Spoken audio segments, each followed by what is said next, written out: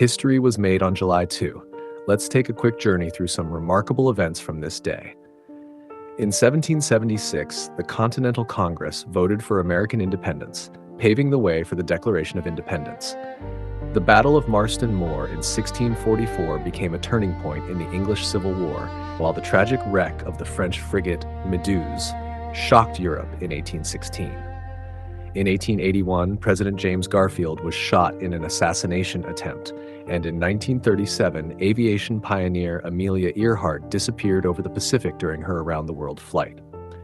July 2nd also saw the signing of the U.S. Civil Rights Act in 1964, a landmark victory for equality, and Steve Fossett becoming the first person to fly solo around the world in a balloon in 2002. History never stops. Follow for more on this day's stories.